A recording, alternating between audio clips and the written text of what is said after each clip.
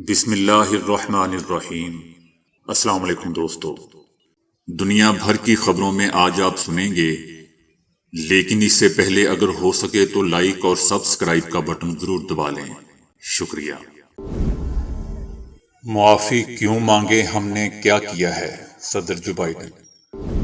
پورے خطے میں افراتفری کا انتظار کریں، امریکہ کو وارننگ دے دی گئی۔ روس، چائنا اور جنوبی افریقہ کے کیا ارادے ہیں؟ فاروق عبداللہ میں ابھی جان باقی ہے۔ امریکہ کا عجیب رلا دینے والا دعویٰ حملے سے پہلے ہی ہمیں پتہ چل جاتا ہے۔ امریکہ سٹھیا گیا، کبھی ادھر کبھی ادھر۔ ایک عام ڈرون کو مارنے کے لیے امریکیوں کے $1 ملین کے میزائل۔ جھنڈے کے ساتھ نیچے ڈنڈا بھی ہوتا ہے۔ شیخ رشید احمد۔ سابق جج اور سابق اٹارنی جنرل ملک محمد قیوم انتقال کر گئے۔ خوبصورتی نہیں، قابلیت چاہیے، انٹرویو دینے والوں کو ماسک پہنا دیے گئے۔ مجھے والدین اچھے نہیں لگتے، وہ گندے ہیں، معصوم بچی کا مرنے سے پہلے اپنا آخری خط۔ تو آئیے چلتے ہیں خبروں کی تفصیل کی جانب۔ صدر جو بائیڈن کا کہنا ہے کہ امریکہ جاسوس غبارہ مار گرانے پر چائنا سے معافی نہیں مانگے گا۔ صدر جو بائیڈن نے دعویٰ کیا کہ چائنا غبارے کو جاسوسی کے لیے استعمال کر رہا تھا۔ تاہم شمالی امریکہ میں مار گرائے گئے 3 اجسام کسی ملک کے لیے جاسوسی نہیں کر رہے تھے۔ امریکی صدر کا کہنا تھا کہ وہ غبارے کے معاملے پر چینی ہم منصب شی جن پنگ سے بات کریں گے۔ ہم کوئی نئی سرد جنگ نہیں چاہتے، تاہم اس معاملے کی تہہ تک پہنچیں گے۔ جو بائیڈن نے کہا کہ کوئی غلط سوچ نہ رکھے، اگر کوئی چیز امریکی شہریوں کے لیے باعث خطرہ بنے گی تو اسے مار گرایا جائے گا۔ چین نے غبارے کو جاسوسی کے لیے استعمال کرنے کی تردید کی تھی۔ چائنا کے مطابق غبارہ موسم کی معلومات جمع کرنے کے لیے استعمال کیا جا رہا تھا اور اپنے راستے سے بھٹک گیا تھا۔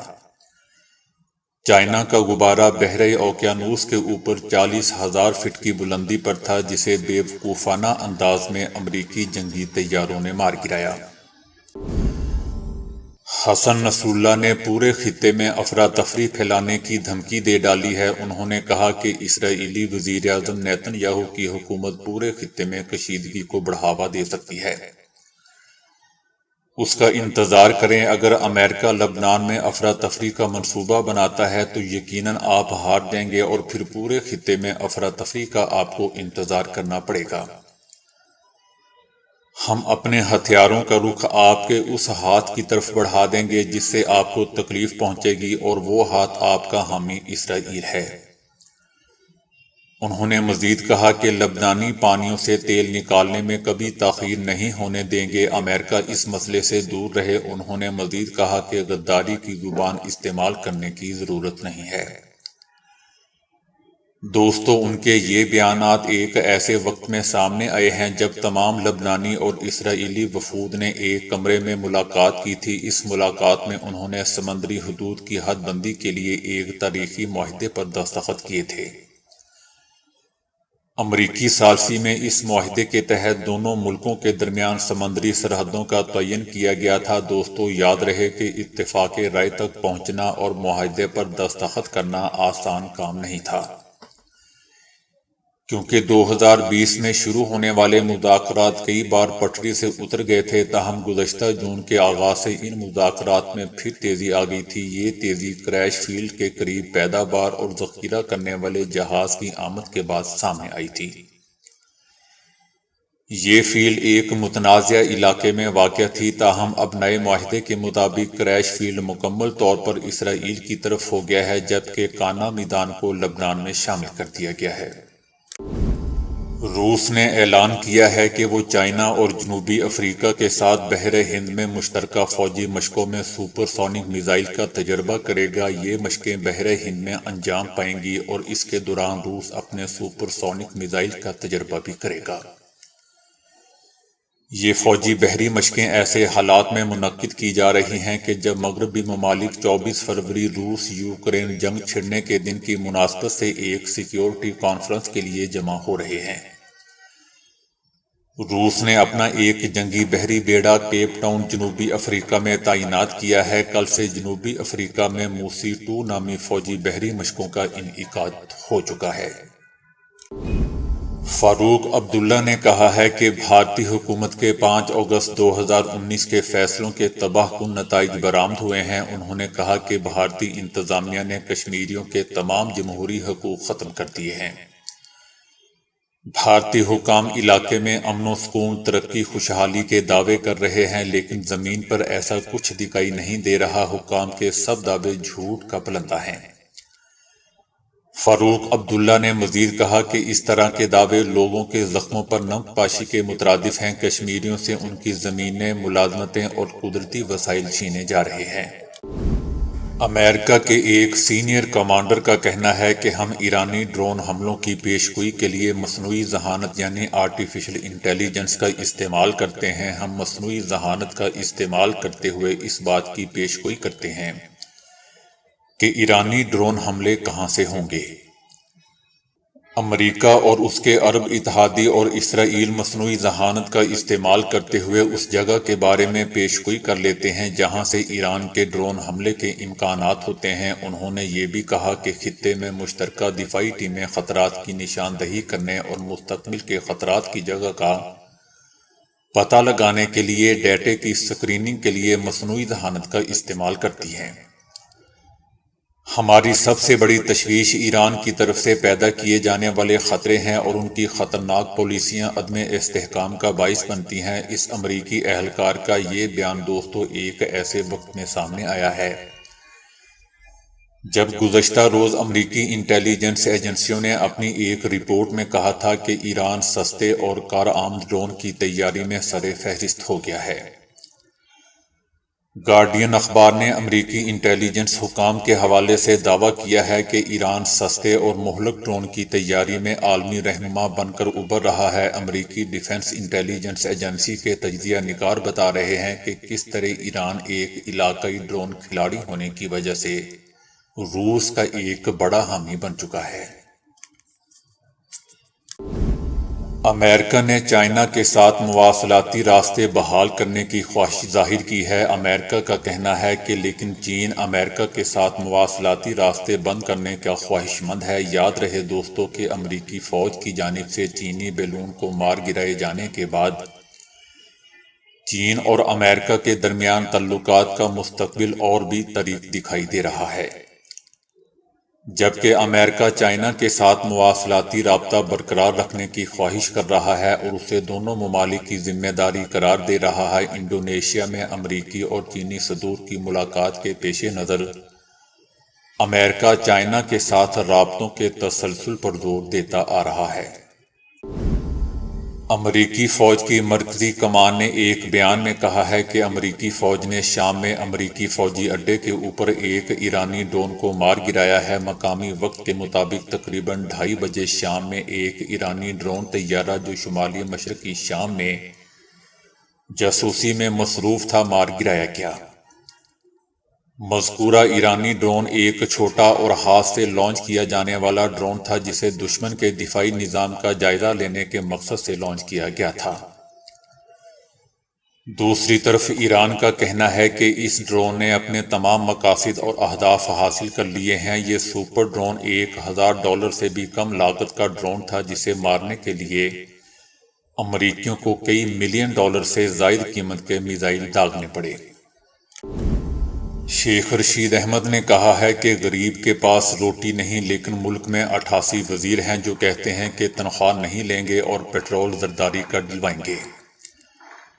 یہ سب یاد رکھیں کہ جھنڈے کے نیچے ڈنڈا بھی ہوتا ہے۔ شیخ رشید احمد نے کہا کہ 15 دن کے لیے سسرال گیا تھا۔ عمران خان سے کہا ہے کہ اب آر یا پار کرنے کا وقت آ چکا ہے۔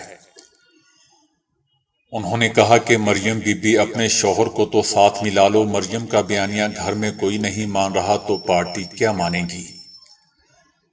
مریم تم بتاؤ کہ تمہاری حکومت نہیں تو کس کی ہے، ہمت کر کے بتا دو۔ شیخ رشید احمد نے کہا کہ لال حویلی کسی کے باپ کی نہیں ہے، میری ہے۔ میرے گھر میں ڈکیتی کرنے والے سب کچھ مجھے واپس کر دیں ورنہ مقدمہ درج کرواؤں گا۔ ہماری لڑائی افواج اور بیوروکریسی سے نہیں۔ ارکان خریدنے والوں سے ہے، سب سے بڑا ڈاکو زرداری ہے۔ زرداری نے مسلم لیگ نون کو تباہ کر دیا۔ بلو رانی ملک کو ایسے چلا رہی ہے جیسے کوئی نقشے میں دیکھتا ہو کہ ملک کہاں کہاں واقع ہے۔ وقت آنے والا ہے، الیکشن نہ ہوئے تو خانہ جنگی کا خطرہ ہے۔ ملک قحط کی طرف جا رہا ہے اور لوگ دکانیں لوٹیں گے۔ روس معیشت تباہ ہونے پر ٹوٹ گیا تھا۔ ہمارے ہاں بھی اس وقت 10,000 کنٹینرز پورٹ پر پھنسے ہوئے ہیں۔ 15 دن جیل میں رہا اور اہم ترین لوگوں سے ملاقاتیں بھی کیں، جنہیں بتا دیا ہے کہ جب تک عمران خان ڈاکوؤں کے خلاف ہے اس کے ساتھ کھڑا رہوں گا۔ شاہد خاقان عباسی اور مسلم لیگ نون کے ان رہنماؤں کا شکریہ ادا کرتا ہوں جنہوں نے میری گرفتاری کی مذمت کی۔ IMF سے معاہدہ ہونے کے باوجود ڈیفالٹ کا خطرہ ہے۔ ان کا کہنا تھا کہ یہ لوگ عمران خان سے الیکشن کسی صورت نہیں جیت سکتے، اس لیے عمران خان کو گرفتار اور نااہل کروانا چاہتے ہیں۔ انہوں نے کہا کہ فوج ہماری ہے، لیکن جلد یا دیر فوج کو سمجھ آ جائے گی کہ ملک بچانے کے لیے شفاف الیکشن ہی ضروری ہیں۔ فوج سب کو ساتھ بٹھائی الیکشن کروائے۔ اگر انتظار کیا تو پاکستان جیل بن جائے گا۔ فوج کا امیج بحال کرنا ہے تو ہر صورت الیکشن کروانا ہوں گے۔ شیخ رشید احمد نے مزید کہا کہ کیپٹن صفدر کہہ رہا ہے کہ نون لیگ کے ورکرز بھی عمران خان کے ساتھ ہیں۔ کھیل ختم، پیسہ ہضم ہو چکا ہے، ایسا کیپٹن صفدر کا کہنا ہے۔ سابق جج اور سابق اٹارنی جنرل ملک محمد قیوم انتقال کر گئے ہیں۔ وہ سپریم کورٹ بار ایسوسی ایشن کے صدر بھی رہ چکے تھے۔ ملک قیوم کی نماز جنازہ لاہور میں ادا کی گئی، جس میں chief justice Lahore high court, اس کے علاوہ ججز، وکلاء اور دیگر شخصیات نے شرکت کی۔ وزیر اعظم شہباز شریف نے جسٹس ملک قیوم کی وفات پر دکھ اور اہل خانہ سے تعزیت کا اظہار کیا ہے۔ وزیر اعظم نے کہا کہ جسٹس ملک قیوم قانون کے شعبے میں ممتاز مقام رکھتے تھے۔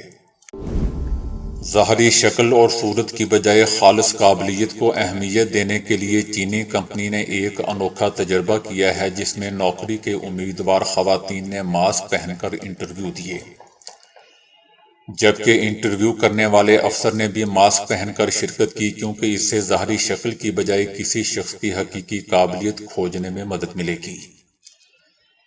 تاہم کچھ لوگوں کا خیال ہے کہ یہ کام کمپنی نے اپنی مشہوری کے لیے کیا ہے۔ یہ ویڈیو زینگ نامی خاتون نے بنائی جو انٹرویو کے دوران موجود تھی۔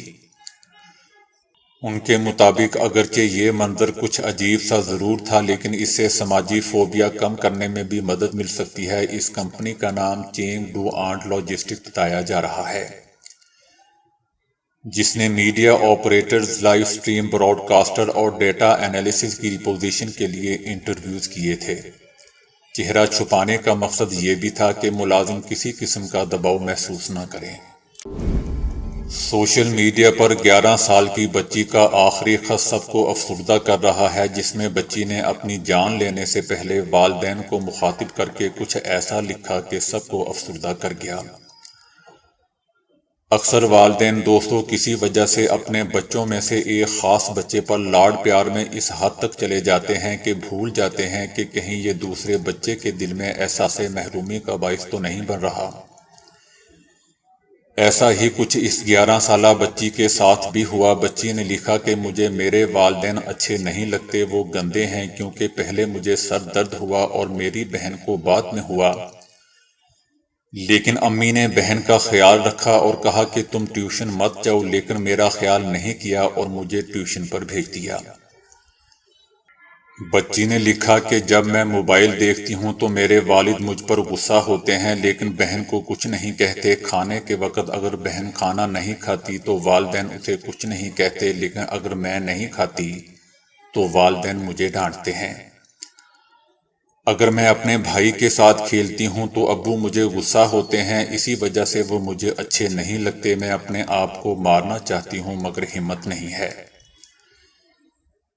دوستو، اگرچہ ممکنہ طور پر والدین کا بھی اس میں کوئی نہ کوئی موقف ضرور ہوگا، یا پھر عین ممکن ہے کہ بچی ہر چیز کو سنجیدہ لے لیتی ہو، تاہم دوستو اس عمر میں جب بچے تربیت کی عمر سے گزر رہے ہوتے ہیں تو ایسے ماحول میں ان کا خاص خیال رکھنا بہت ضروری ہو جاتا ہے۔ اپنا اور اپنے بچوں کا خیال رکھیں۔